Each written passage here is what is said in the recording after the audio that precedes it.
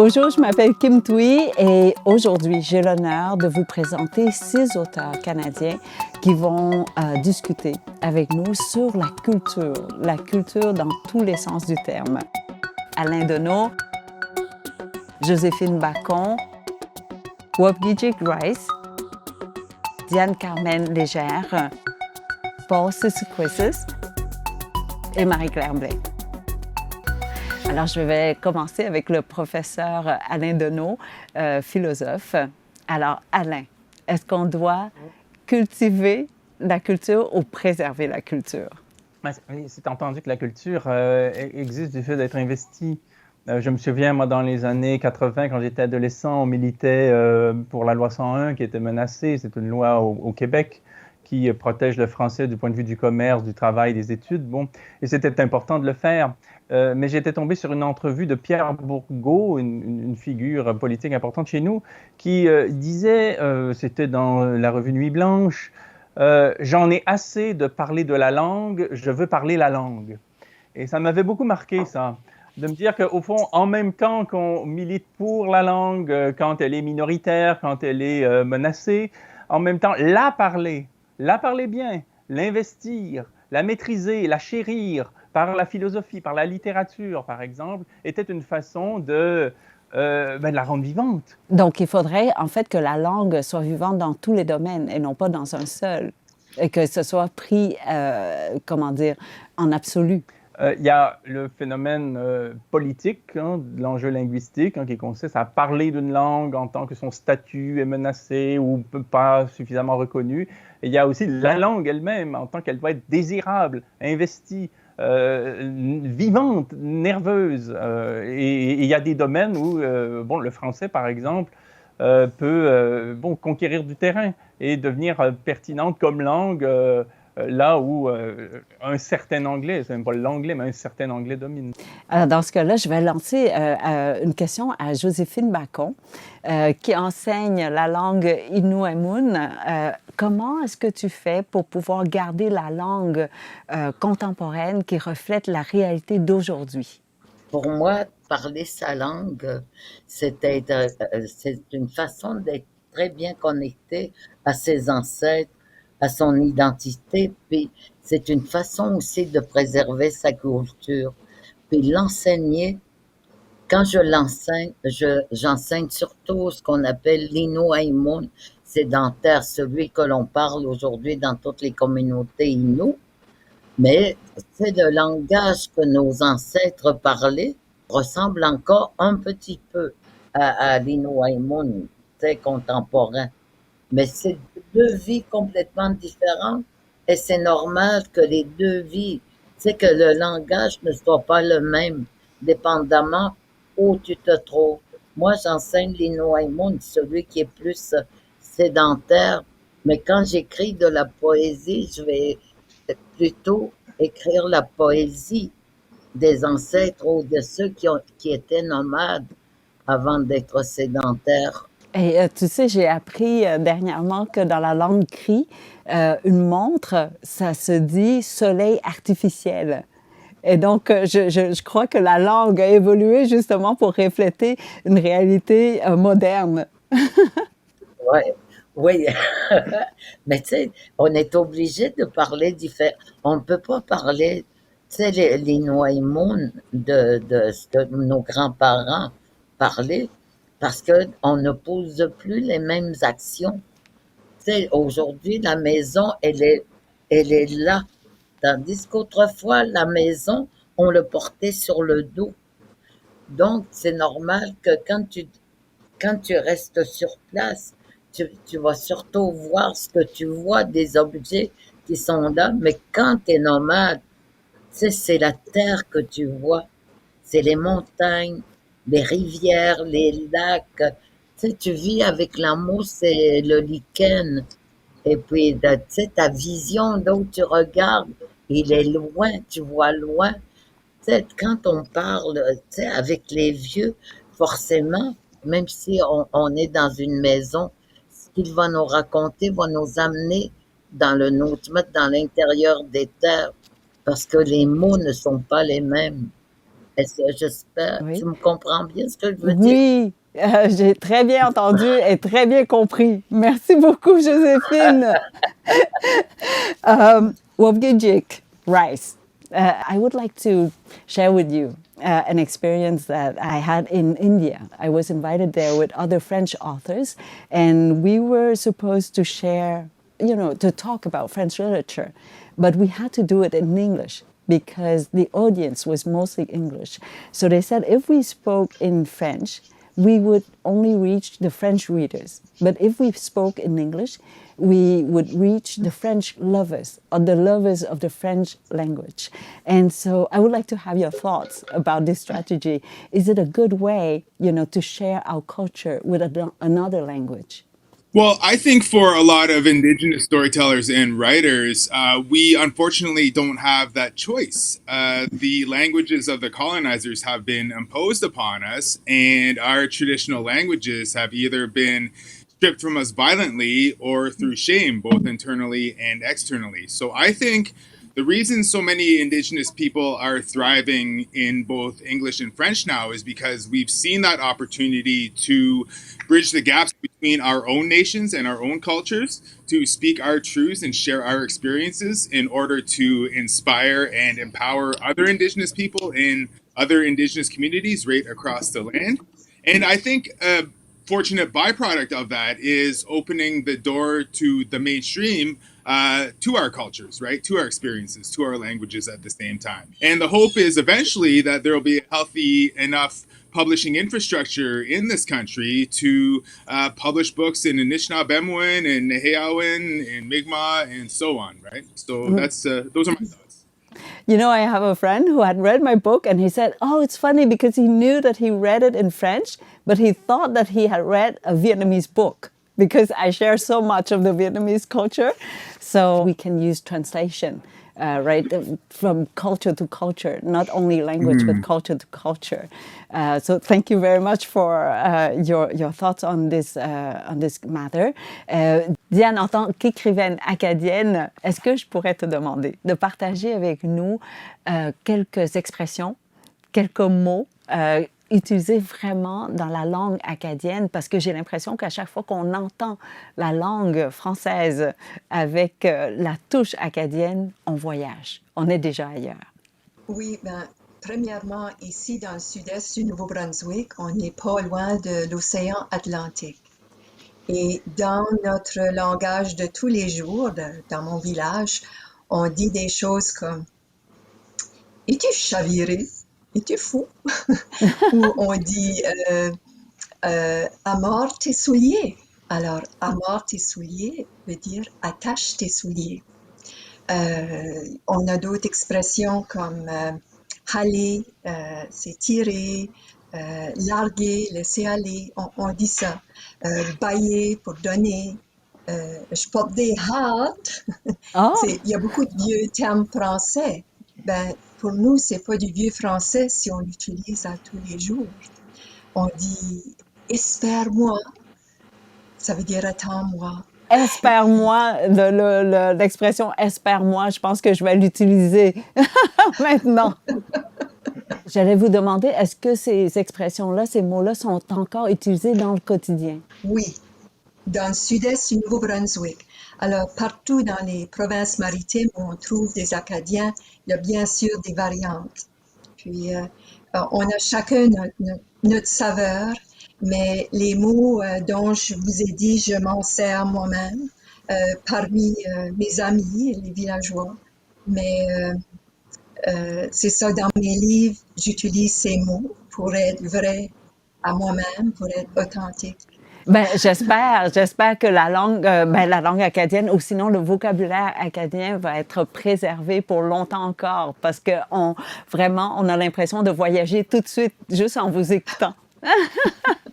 Oh, merci. Merci.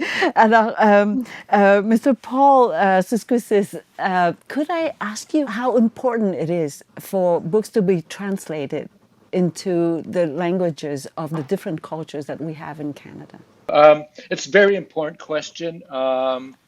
Partly because Nehawa, or Cree, is a polysynthetic language, so it's not like English or French. It's, for instance, you couldn't get a Cree dictionary and just look up "I am hungry." There's all these verbs or syntaxes that have your relationship to who you're talking to, who you are, where you're from. So what would be a long sentence in English could be one word in Cree with a lot of verbs attached to it.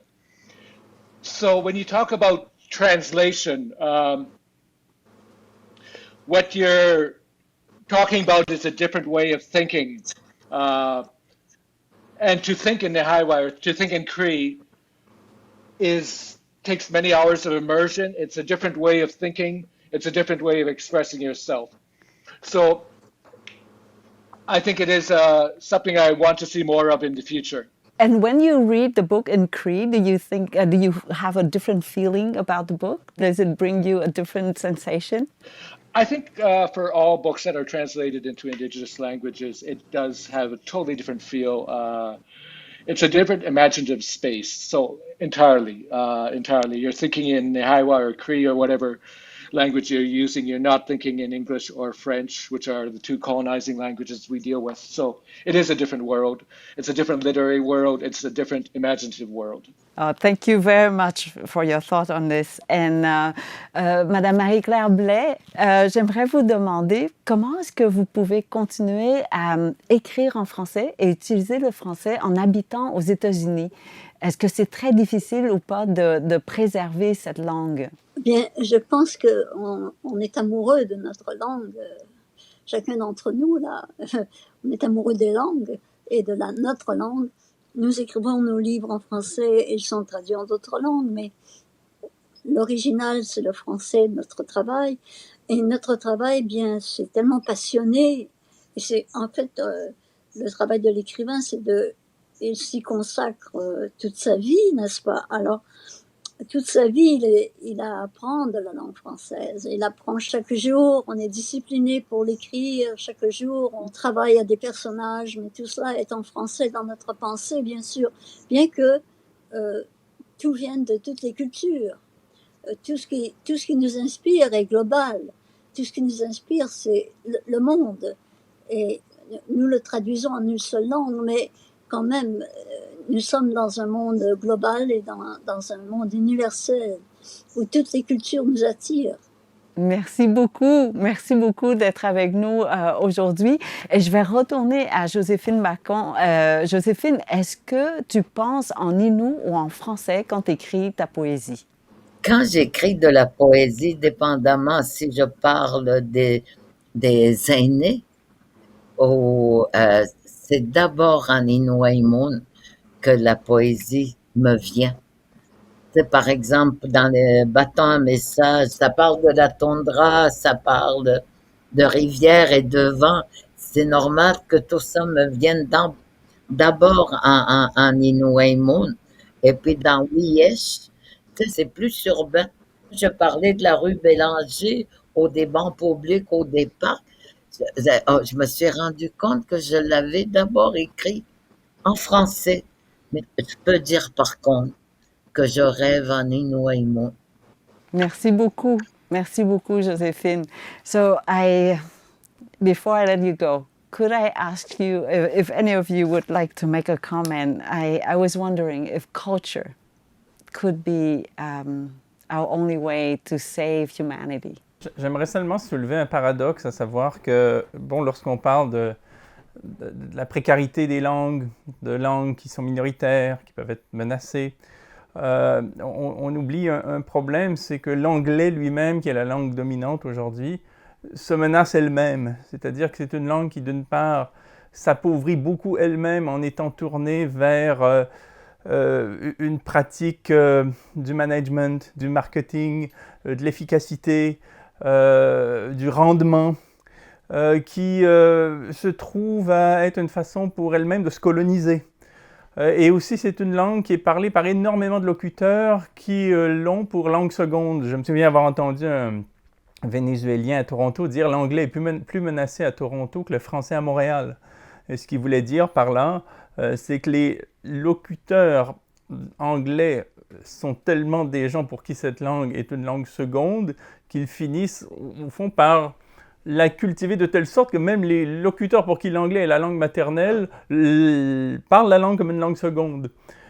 Et cet anglais-là, non seulement cet anglais appauvri du management nuit à l'anglais lui-même, mais il finit par, au fond, déborder le champ de l'anglophonie et d'éteindre sur toutes les autres langues. Et on se trouve à parler cette espèce d'anglais de traduction, qu'on soit hispanophone, francophone, allemand, germanophone. Et donc, on est travaillé par cette langue-là qui est une sous-langue qui appartient à un sous-anglais, quoi. Mais c'est pour ça que je me suis posé la question si la culture, justement, la langue doit être élevée au niveau de la culture et que c'est la culture qui... Well, I think culture has helped indigenous nations persevere and sustain themselves in the face of colonialism, essentially. Despite residential schools, the Indian Act, and so on, a lot of indigenous nations on this land that we now call Canada were able to hang on to hope, to promise of the future, and so on, because there were some knowledge keepers who held those cultural stories and practices tight, despite the world around them changing heavily. And if you go a little bit deeper, I think from an indigenous perspective, our cultures teach us a lot about living with the land, how to harvest various food and medicines from it. And in this era of increasing climate change, I think it's important that we touch base with those cultural knowledges and practices in order to persevere beyond, a climate apocalypse, which seems all but certain at this point. So, yes, culture, I believe, is fundamental in preserving humanity. Et Madame Légère, est-ce que, selon vous, on va réussir à préserver la culture acadienne à travers la langue acadienne? Nous, on vit entourés d'anglais. Ça fait longtemps. Et on a réussi à le préserver. Alors, j'ai de l'espoir, mais il faut être vigilant. Il faut écrire des livres qui vont intéresser les jeunes à préserver leur langue. Et si on connaît l'histoire des Acadiens, ça motive à préserver la langue. Moi, c'était mon cas, surtout. Merci beaucoup. So, Paul, do you think that we could be hopeful for the future? It's a good question.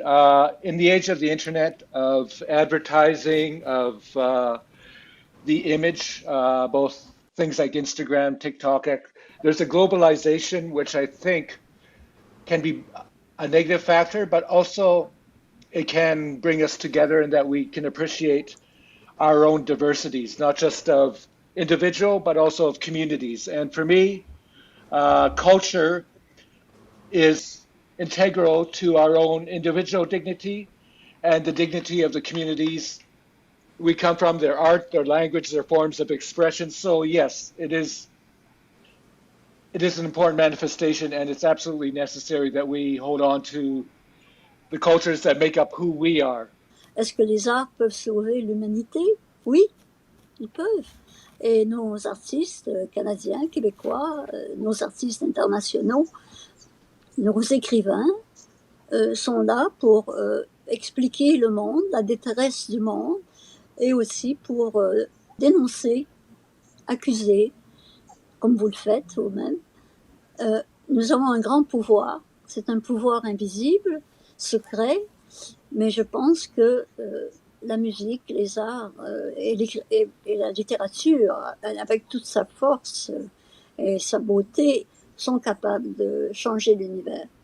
Merci beaucoup et thank you very much for being here today. Thank you, Meg. Thank you. And thank you to you for having spent time with us and listening to Canadian authors talking about Canadian cultures. Alors, merci beaucoup. Thank you very much, Danke schön, Auf Wiedersehen, and Meg Wesh.